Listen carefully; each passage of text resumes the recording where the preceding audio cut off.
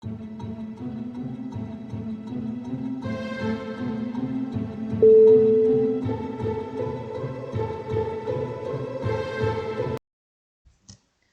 friends and students, and very good morning to all you. आज मैं आपके लिए काफ़ी इम्पोर्टेंट टॉपिक लेके आया हूँ एंशियंट इंडियन हिस्ट्री का, जिसमें मैंने 50 से लेकर 60 तक क्वेश्चंस पुट किए हैं, जो कि competitive examination point of view से काफ़ी इम्पोर्टेंट है, चाहे वो कोई भी कम्पिटिटिव एग्ज़ाम हो।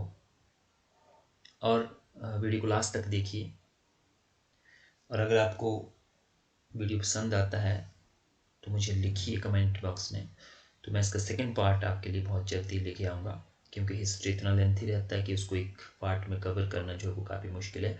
और इसमें मैंने वही क्वेश्चंस पुट किए हैं जो कि काफ़ी इम्पॉर्टेंट है और थोड़ा जो कॉमन क्वेश्चंस होते हैं उससे हटके होते हैं। तो चलते हैं वीडियो के ऊपर। जो पहला आपका क्वेश्चंस है कि इतिहास का कौन सा काल है जिसके लिए कोई लिखित साक्ष्य उपलब्ध नहीं है, जिसमें मानव जो है वो पूर्ण रूप से सभ्यता से दूर था। तो इसको जो है वो प्राग ऐतिहासिक काल कहते हैं, प्री हिस्ट्री। ठीक है, प्रोटो हिस्ट्री में जो है इंडस वैली सिविलाइजेशन आती है, उसमें जो है मनुष्य लिखना शुरू कर दिया था, लेकिन उसकी स्क्रिप्ट को पढ़ा नहीं जा सका। और ऐतिहासिक काल उसे कहते हैं जिसमें कि मनुष्य पूर्ण रूप से सिविलाइज्ड हो चुका था। ठीक है, सेकंड आपका है कि किस पूरा पाषाण काल में चित्रित गुफाएं चट्टानों से बने शरण स्थल प्राप्त हुए हैं। तो ये मध्य प्रदेश में है भीमबेटका। ठीक है, मध्य पाषाण कालीन पूरा स्थल है। ठीक है, जिसमें कि आपको जो है इस तरह के शरण स्थल देखने को मिलते हैं।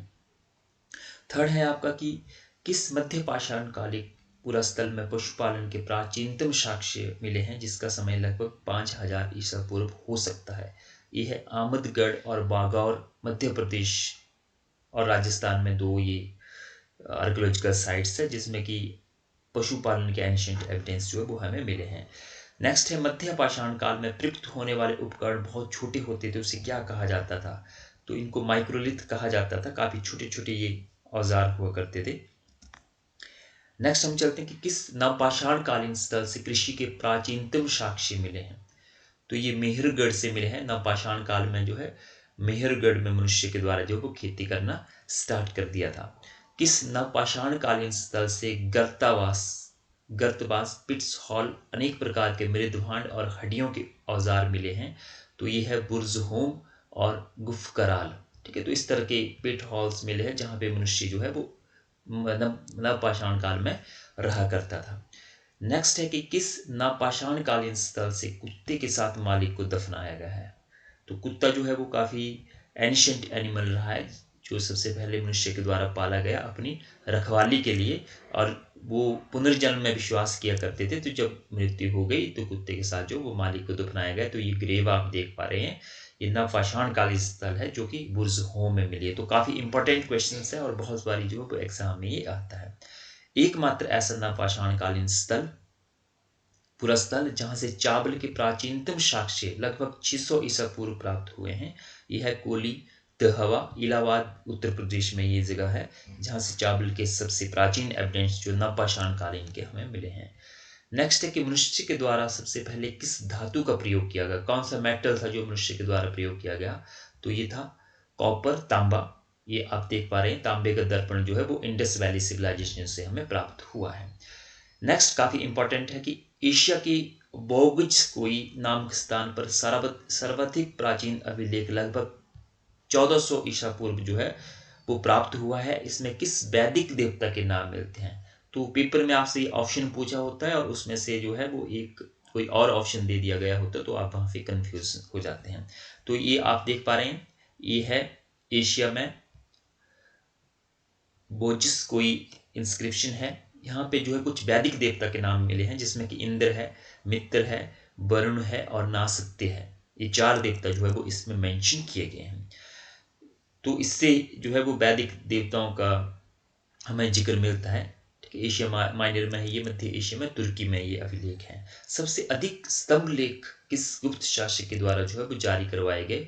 तो यह है कुमारगुप्त फर्स्ट। इसके द्वारा सबसे ज्यादा गुप्त काल की अगर हम बात करें तो इसके द्वारा जो है वो अभिलेख जारी करवाए गए। ठीक है, तो इसमें भारत में प्राचीन अभिलेख किसे कहा जाता है, किसके काल के हैं, तो यह अशोक के 300 ईसा पूर्व के लगभग जो है ये हमें प्राप्त हुए हैं। तो इंस्क्रिप्शन क्या है, इंस्क्रिप्शन में शासक जो है वो कुछ अपनी उपलब्धियां लिखता था, उसको क्या कहा जाता था, अभिलेख कहा जाता था। ये पत्थर के ऊपर भी होते थे और स्तंभ के ऊपर भी होते थे। ये सरकारी होते थे और गैर सरकारी मतलब किसी व्यक्ति के द्वारा भी जारी किए जा सकते थे। तो किस अभिलेख में अशोक के नाम का स्पष्ट उल्लेख मिलता है पहली बार, तो यह मस्की, ये कर्नाटका में है, और गुर्जरा मध्य प्रदेश में इसमें अशोक का नाम मिलता है और इसके धर्म और राजतंत्र के सिद्धांत भी जो है वो हमें प्राप्त होते हैं। तो ये आप देख पा रहे हैं मस्की का इंस्क्रिप्शन। अशोक के अधिकतर लेख किस लिपि में मिले हैं, तो काफी इंपॉर्टेंट है ये, ब्राह्मी लिपि में जो है, ब्राह्मी लिपि में अधिकतर अभिलेख जो है वो अशोक के मिले हैं इस तरह से। अशोक का कौन सा अभिलेख दुभाषी है, बाइलिंगुअल कौन सा अभिलेख मिला है, तो ये बहुत बार पेपर में आता है और आप यहाँ पे कंफ्यूज हो जाते हैं, गलती कर बैठते हैं। तो ये मिला है आपका लगमान एवं शरेकुना, कंधार में मिला है। ये 2 भाषाओं में लिखा गया है, अरमेइक और यूनानी भाषा में जो है ये लिखा गया है और अधिकतर अभिलेख इसके ब्राह्मी में लिखे हैं। नेक्स्ट है कि अशोक के सिक्कों के अध्ययन को क्या कहा जाता है, जो सिक्के हैं उसकी स्टडी जो है वो हिस्टोरियन करते हैं, तो उसको न्यूमिस्मेटिक्स कहा जाता है, मुद्रा शास्त्र कहा जाता है। ठीक है, इसमें डिफरेंट प्रकार के जो सिक्के हैं उनकी बनावट को स्टडी किया जाता है। तो ये भी बहुत बार क्वेश्चन आता है आपको। नेक्स्ट है, भारत में सबसे प्राचीन सिक्के कौन से है, तो ये है आहत सिक्के या पंचमार्क सिक्के, लगभग 5वीं शताब्दी ईसा पूर्व जो है ये बने हैं। तो पंचमार्क मतलब इसके ऊपर जो वो पंच किया जाता था, जिसमें मछली का चित्र बनाया जाता था इस तरह से, या किसी फूल पत्ती का चित्र बनाया जाता था। ठीक है, तो मार्क किया जाता था। ये सबसे प्राचीन सिक्के हैं। अगर आप म्यूजियम में जाएंगे चंबा के, तो वहां पे भी आपको दिखने को मिल जाएंगे सारे के सारे जो सिक्के हैं। नेक्स्ट हम चलते हैं कि सातवाहनों ने किस धातु के सिक्के जारी किए, तो ये देख पा रहे हैं आप, सीसा एक पोटेंट जिसको कहा जाता था, एक धातु थी जिसके सिक्के सातवाहनों ने जो है वो अधिकतर जारी किए। नेक्स्ट काफी इंपॉर्टेंट है कि किस अभिलेख में भारत में सबसे पहले भागवत धर्म के विकसित होने के साक्ष्य मिलते हैं। ठीक है, जो भागवत धर्म था वो है हेलियोडोटस। हेलियोडोटस एक यूनानी था का बेसनगर विदिशा से प्राप्त गरुड़ स्तंभ लेख, जो कि लगभग 2nd सेंचुरी ईसा पूर्व का मिला हुआ है। ये अभिलेख है आपका विदिशा में, मध्य प्रदेश में। यहाँ से भागवत धर्म, क्योंकि गरुड़ स्तंभ जो गरुड़ जो था वो एक भागवत उससे करता था। ठीक है, वाहन था ये विष्णु भगवान का। तो ये आपका जो है यहाँ पे मिला है आपको, इसमें भागवत धर्म के विकसित होने के प्रमाण मिलते हैं। नेक्स्ट काफी इंपॉर्टेंट है कि किस अभिलेख से भारत में सती प्रथा के प्राचीनतम साक्ष्य मिले हैं, तो यह है एरन अभिलेख भानुगुप्त का, 510 ईस्वी में ये मिला है, मध्य प्रदेश में है ये। ठीक है, इस पे जो है जो भानुगुप्त था उसकी जो सेनापति था गोपराज, उसकी पति के जब वो बैटलफील्ड में मारा जाता है तो उसकी पति के जो है वो सती होने के प्रमाण यहाँ से मिलते हैं। तो यहीं से आपका क्वेश्चन मिलता है कि सती प्रथा प्राचीन काल से जो है वो प्रैक्टिस में थी भारत में, इसको समाप्त किसने किया, तो 1829 में जो है लॉर्ड विलियम वेंटिंग के द्वारा इसको जो है वो गैर कानूनी घोषित कर दिया गया। नेक्स्ट है कि अशोक के अभिलेखों को पढ़ने का श्रेय किससे जाता है, तो ये जेम्स प्रिंसिप को जाता है। ब्राह्मी लिपि में इसने पहले ये इंस्क्रिप्शन जो थे पढ़े, इस तरह की ये स्क्रिप्ट हुआ करती थी। ठीक है, 1837 में जेम्स प्रिंसिप के द्वारा। नेक्स्ट हम चलते हैं कि वैदिक काल में मुद्रा को क्या कहा जाता था, तो निश्चक और कुशनल ये जो है ये एक माप की इकाई के रूप में भी प्रयुक्त किए जाते थे, और इसके साथ साथ करेंसी के रूप में भी इसको यूज किया जाता था। और मोस्टली प्राचीन भारत में जो है वो बार्टर सिस्टम चलता था, मतलब विनिमय प्रणाली जिसको कहा जाता है कि एक वस्तु के बदले में दूसरी वस्तु जो है वो लोग एक्सचेंज करते थे। सर्वाधिक सिक्के किस काल के मिले हैं, तो ये मिले हैं पोस्ट मौर्यन पीरियड, मौर्य उत्तर मौर्य काल के, जिसमें कि चांदी तांबे और सोने के अधिक से सिक्के जो है वो जारी किए गए हैं। नेक्स्ट काफी इंपॉर्टेंट है कि भारत में सर्वप्रथम लेख युक्त स्वर्ण सिक्के किसके द्वारा जारी किए गए, तो इससे पहले लिखा नहीं जाता था सिक्कों के ऊपर, तो ये काम किया गया हिंद यूनानियों के द्वारा, इंडो ग्रीक के द्वारा। तो इसमें जो है वो चित्र भी होता था राजा का और इसमें कुछ लिखा भी जाता था इस तरह से। तो लेख युक्त सिक्के जारी करने का श्रेय जो वो इंडो ग्रीक हिंद यूनानियों को जाता है।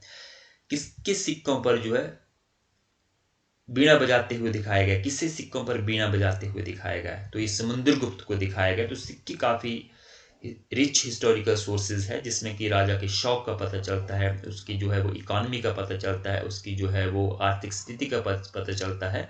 तो ये काफ़ी इंपॉर्टेंट हिस्टोरिकल सोर्सेज के रूप में यूज़ किए जाते हैं। तो ये समुद्रगुप्त को बीणा बजाते हुए दिखाया गया है, जिससे कि उसके म्यूजिक के प्रति शौक का पता चलता है। किस कुषाण शासक ने सोने के सिक्के जारी किए? तो काफ़ी इंपॉर्टेंट क्वेश्चन है और बहुत बार एग्जाम में आता है। तो ये है बिम्ब कैडफिसिस, जिसने कि सोने के सिक्के जो है वो जारी किए। कुजुल कैडफिसिस ने जो वो तांबे के सिक्के जारी किए। ठीक है, तो इस तरह से ये आप इसका चित्र यहाँ पे देख पा रहे हैं। किस अभिलेख में हर्षवर्धन और चालुक्य नरेश पुलकेशिन सेकंड के बीच युद्ध का वर्णन मिलता है? तो ये है एहोल अभिलेख। इस तरह से इसमें नर्मदा नदी के तट पर इन दोनों के बीच में युद्ध हुआ, जिसमें हर्षवर्धन जो है वो डिफीट हुआ, पुलकेशिन सेकंड, चालुक्य नरेश था ये। तो ये यहाँ पे लिखा गया है। ये हाथी गुफा अभिलेख किससे संबंधित है? तो ये कलिंग राज खारबेल से संबंधित है। ठीक है, ये उड़ीसा में है। यहाँ पे ये देख पा रहे हैं आप, ये केव्स है, इसके अंदर ये इंस्क्रिप्शन है जिसको कि लिखा गया था कलिंग राज खारबेल के द्वारा। नेक्स्ट क्वेश्चन बहुत इंपॉर्टेंट है कि भारत का संस्कृत अभिलेख कौन सा है जो कि संस्कृत भाषा में लिखा गया? पहला अभिलेख भारत का यह है रुद्रादमन का जूनागढ़ अभिलेख। गिरिनार की पहाड़ियों के ऊपर है ये, जूनागढ़ गुजरात में है, जो कि संस्कृत में लिखा गया है। नेक्स्ट हम चलते हैं कि प्राचीन काल में मूर्तियों का निर्माण किसके काल में आरंभ हुआ? तो प्राचीन काल में, वैदिक काल में तो मूर्तियां नहीं बनती थी। तो ये जो है वो कुषाण काल में मथुरा और गंधार कला शैली के बारे में आपने सुना होगा। वहां पे अधिकतर बुद्ध की जो है वो मूर्तियां बनी। यहाँ पे आप देख पा रहे हैं, इसको अपोलो की तरह दिखाया गया। तो गंधार कला जो थी उस पर यूनानी प्रभाव दिखता है, और इसमें बुद्ध को अपोलो जो वहां का देवता था उसकी तरह दिखाया गया है। और जो मथुरा कला शैली थी उसमें देशी थी, इंडिजीनियस थी, जिसमें कि बहुत सी बुद्ध की मूर्तियां बनाई। तो उत्तरी भारत की प्रसिद्ध मंदिर शैली कौन सी है? तो ये नागर शैली है। ये देखो, इस तरह से नागर शैली में ये मंदिर बने होते थे। दक्षिण भारत की जो है वो द्रविड़ और बेसर शैली थी, जिसमें कि दक्षिण भारत में मंदिर बने हैं। नेक्स्ट है कि कौन सी गुफाएं बौद्ध, जैन और हिंदू धर्म का प्रतिनिधित्व करती है? तो ये बहुत बार एग्जाम में आता है, आपके हमीरपुर बोर्ड के या आपका HPPSC का हो। तो ये एलोरा की गुफाएं हैं, जिसमें हिंदू, बौद्ध और जैन धर्म से संबंधित जो है वो बहुत सारे चित्र इसमें प्राप्त हुए हैं। तो एलोरा महाराष्ट्र में ये है। नेक्स्ट है, ये काफी इंपॉर्टेंट है कि किस स्थान की खुदाई से लोहे के प्रारंभिक प्रयोग की जानकारी मिलती है? तो लोहा यूज नहीं किया जाता था, पहले कॉपर यूज किया गया। तो ये है अंतरजी खेड़ा, 500 BC के लगभग जो है लोहे के प्राचीनतम एविडेंस उत्तर प्रदेश से जो है वो मिले हैं। वैदिक काल में जो है वो पोस्ट वैदिक पीरियड में ये जो है लोहा यूज करना इंडिया में स्टार्ट किया। अब नेक्स्ट है काफी इंपॉर्टेंट कि रेडियो कार्बन से जो है वो क्या ज्ञात होता है? तो इससे वस्तु की प्राचीनता ज्ञान होती है। जैसे इंडस वैली सिविलाइजेशन के बारे में हम अगर जानना है तो रेडियो कार्बन से जो है हमें पता चलता है कि ये कितने 100 साल पुरानी चीज है। नेक्स्ट है कि किस इतिहासकार के द्वारा सर्वप्रथम पूर्ण विकसित सभ्यता सिंधु सभ्यता नाम दिया गया? तो इस सर जॉन मार्शल के द्वारा सिंधु, ये जो आपका हड़प्पा की खोज की गई, इसको सिंधु घाटी की सभ्यता नाम दिया गया। नेक्स्ट है कि सिंधु घाटी का सबसे दक्षिणी पूर्व स्थल कौन सा है? अब जब इस क्वेश्चंस को आप पढ़ेंगे तो 3 क्वेश्चन आपके और बन जाएंगे कि दक्षिण में कौन है, तो आपके माइंड में क्वेश्चन आएगा कि उत्तर में कौन सा है, आपका पश्चिम में कौन सा है, और पूर्व में कौन सा है। ठीक है, तो दक्षिण में आपका दहमदाबाद है, बहुत बार ये क्वेश्चन आया है। उत्तर में आपका मांडा है। ठीक है, ईस्ट में आपका आलमगीरपुर है उत्तर प्रदेश में, और वेस्ट में जो सूत का गेंडोर है, ये आपका बलूचिस्तान में है। ठीक है, तो ये प्रश्न आपका हो गया। नेक्स्ट हम चलते हैं कि किस फसल के उत्पादन का श्रेय सिंधु घाटी की सभ्यता के लोगों को जाता है? तो ये कपास था, कॉटन था, जिसको कि इंडस वैली सिविलाइजेशन के लोगों के द्वारा जो है वो उगाया गया। नेक्स्ट हम चलते हैं कि सिंधु घाटी के किस काल से कहाँ से फारस की मुहर प्राप्त हुई है? तो फारस के साथ व्यापार होता था। लोथल जो था एक व्यापारिक सिटी थी, जहां से हमें ये सील प्राप्त हुई है इस तरह से। ठीक है, जिससे कि फारस और इंडिया के बीच में, इंडस वैली के लोगों के बीच में व्यापार का पता चलता है। नेक्स्ट काफी इंपॉर्टेंट है, इसमें एक मिसिंग पूछा होता है जब से आपको प्रश्न आता है कि त्रिमुखी पुरुष की आकृति जिसकी दाएं ओर हाथी और बाघ है, और बाईं ओर गैंडा और भैंसा और हिरण का चित्र बना हुआ है। इस तरह से पशुपति शिव, योगी की एक पशुपति शिव की जो है वो मूर्ति मिली है, ये मोहनजोदड़ो से मिली है। ठीक है, तो यहाँ पे आप इस सील पे देख पा रहे हैं, एक साइड को जो हाथी और बाघ है, इस साइड को, दूसरी साइड को गैंडा है और आपका भैंसा है और एक हिरण दिया हुआ है। ठीक है, तो ये पशुपति शिव और सींग दिए हुए सिर के ऊपर, तो पशुपति शिव जो है उसकी पूजा इंडस वैली के काल से जो है वो होती थी। तो काफ़ी ये इंपॉर्टेंट क्वेश्चंस हैं। तो पेपर में जब आता है तो आपको या तो मिसिंग पूछा होता है कोई कि इसमें से कौन सा जानवर नहीं है, तो इस तरह से आपने इसको करना है नोट्स बना के। नेक्स्ट है एक नारी की मृण मूर्ति जिसके गर्भ से पीपल का वृक्ष निकल रहा है, कहाँ से मिली है? ये हड़प्पा से मिली है। तो बहुत सारी नारी की मूर्तियां मिली है, तो ये इसको फर्टिलिटी की देवी माना गया है और उर्वरता की देवी माना गया है, ये हड़प्पा से मिली है। नेक्स्ट हम चलते हैं कि सिंधु घाटी की मोहरों पर बने स्वास्तिका के चिन्ह से किस देवता की पूजा का अनुमान लगता है? तो इस सूर्य पूजा का स्वास्तिका का चिन्ह आज भी हम हिंदू पूजा में जो जब हवन हमारा होता है पंडित लोग उसको यूज करते हैं इस तरह से। ठीक है, तो काफी इंपॉर्टेंट है कि स्वास्तिका का चिन्ह जो है वो इंडस वैली सिविलाइजेशन के लोग यूज किया करते थे। तो कितनी रिच सिविलाइजेशन जो थी हमारी रही है। नेक्स्ट चलते कि गोदीबाड़ा कहाँ से प्राप्त हुआ? ये कॉमन क्वेश्चन है वैसे, लेकिन कई बार भूल जाता है हमें। ठीक है, डॉकयार्ड जो है वो लोथल से प्राप्त हुआ, एक व्यापारिक नगर था जहाँ पे शिप जो है वो रुका करते थे और विदेशियों के साथ, बेबीलोन के साथ या मेसोपोटामिया के साथ हमारा ट्रेड हुआ करता था। नेक्स्ट है कि सिंधु वासियों ने किस धातु का व्यापक स्तर पर प्रयोग किया? तो ये था कांस्य का जो है वो लार्जली यूज किया, जैसे कांस्य की डांसिंग गर्ल है, यहाँ से आपका और क्वेश्चन निकल जाता है, मोहनजोदड़ो से ये मिली है। और चांदी का सर्वप्रथम प्रयोग भी यहाँ से दूसरा क्वेश्चन मिलता है कि चांदी का सर्वप्रथम प्रयोग किसके द्वारा किया गया? तो ये इंडस वैली सिविलाइजेशन के लोगों के द्वारा किया गया। नेक्स्ट, जुते हुए खेत के निशान किस हड़प्पा स्थल से मिले हैं? तो काफी इंपॉर्टेंट कॉमन क्वेश्चन है, लेकिन कई बार हमें भूल जाता है। तो इस तरह से ये कलिबंगा से हमें जो है वो प्राप्त हुए हैं, इंडस वैली सिविलाइजेशन की साइट है। हड़प्पा शहर के दरवाजे मुख्य सड़क पर खुलते थे, किस शहर के दरवाजे? बाकी जो है वो बैक साइड को खुलते थे गलियों के, लेकिन लोथल जो है वो एक अपवाद है जिसके दरवाजे जो वो मुख्य सड़क पे खुलते हैं। तो ये लोथल आपका यहाँ पे आएगा। नेक्स्ट हम चलते हैं कि किस स्थल को जो है वो 3 भागों में बांटा गया है? तो मोस्टली जो इंडस वैली सिविलाइजेशन है जो है वो 2 पार्ट में बांटा गया है। एक आपका नगर किला जिसको कोई पश्चिमी टिला कहा जाता था, और एक जो था वो निचला नगर जहाँ पे कि कॉमन लोग रहा करते थे। ठीक है, तो जो ऊपरी हिस्सा था वहाँ पे वीआईपी लोग रहते थे जिनकी सुरक्षा काफी महत्वपूर्ण थी, क्योंकि बाढ़ आती थी, नदियों के किनारे थे, तो कॉमन लोगों की सुरक्षा काफी महत्वपूर्ण नहीं थी, जो आपके वीआईपी लोग थे उनकी सुरक्षा महत्वपूर्ण थी। तो इसमें ढोलबीरा जो है वो एक अपवाद है जिसको 3 पार्ट में डिवाइड किया गया है। ठीक है, तो इसमें एक ऊपरी पश्चिमी टिला है, फिर इसका बीच में मिडिल टाउन है, इस तरह से मध्य टिला है, और इसके बाद जो है वो निचला नगर आता है, लोअर टाउन आता है। तो ये ढोलबीरा है, और यहीं से एक पाषाण पट्टिका भी मिली है जहाँ पे एडवर्टाइजमेंट के एविडेंस हमें मिले हैं। ठीक है, जैसे होर्डिंग जो है वो लिखे जाते हैं आज की डेट में। एक है कि किस हड़प्पा नगर से जो नगर किला का साक्षी नहीं मिला है? तो चुदहुंदड़ो है, यहाँ पे कोई भी फोर्टिफिकेशन जो है वो नहीं हुई है। नेक्स्ट है कि किस हड़प्पा स्थल से अग्नि वेदियां मिली है? Fire earth. ठीक है, तो कहीं पे भी जो है वो मंदिर के एविडेंस नहीं मिले हैं, लेकिन कालीबंगा से जो है वो कुछ अग्नि वेदियां मिली हैं जहां से हवन वगैरह के साक्ष्य जो है वो हमें प्राप्त होते हैं।